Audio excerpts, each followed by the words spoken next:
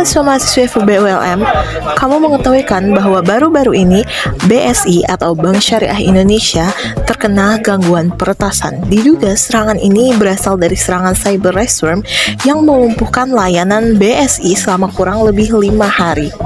Lalu, bagaimana peretasan itu bisa terjadi? Grup peretas asal Rusia, Lockbit, mengklaim bahwa mereka bertanggung jawab atas peretasan yang mereka lakukan terhadap layanan BSI. Serangan cyber ini bernama serangan ransomware, di mana mereka mengambil data-data berharga milik target, kemudian meminta uang tebusan jika ingin datanya dikembalikan. Saat ini, melalui unggahan mereka di dark web, mereka mengklaim telah mengambil sebanyak 1,5 terabyte data, termasuk data pribadi nasabah dan data pribadi pegawai mereka sebanyak 15 juta.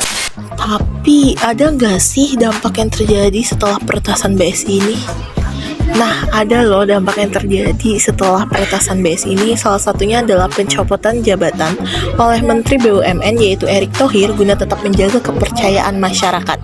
Jadi, setelah dilaksanakannya rapat pemegang saham, maka diputuskan bahwa Ahmad Syafi'i yang saat itu menjabat sebagai Direktur IT BSI, maka diberhentikan dan digantikan oleh Saladin D. Effendi.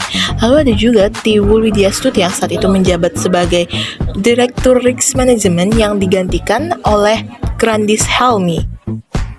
Tapi setelah adanya serangan cyber tersebut, apakah saham BSI menjadi menurun ya?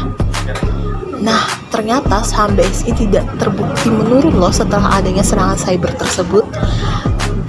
Buktinya saham BRIS pada Jumat 12 Mei menguat sebanyak 3,13% menjadi 1.810 per lembar sahamnya. Frekuensi perdagangan saham BRIS tercatat sebanyak 8.864 kali, volume saham yang ditransaksikan sebanyak 49,50 juta lembar senilai 89 miliar rupiah. Tapi bagaimana ya dengan jumlah nasabah baru dari Bank BSI? Nah, selain mereka mengalami jumlah peningkatan pada saham, mereka juga mengalami jumlah peningkatan pada nasabah baru loh. Terbukti pada Selasa 16 Mei 2023, jumlah nasabah baru yang membuka rekening di BSI tercatat sebanyak 6.737 nasabah baru, yang artinya meningkat 2 kali lipat dari hari sebelumnya. Sehingga pasca error tercatat sebanyak 10.000 lebih pembukaan rekening baru. Menurut Sekretari Corporate BSI mengatakan bahwa ini menunjukkan masih adanya kepercayaan nasabah terhadap Bank BSI.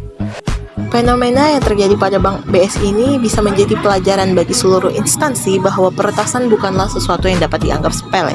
Terbukti dengan Bank BSI melaksanakan investasi sebanyak 580 miliar agar kejadian ini tidak terulang kembali.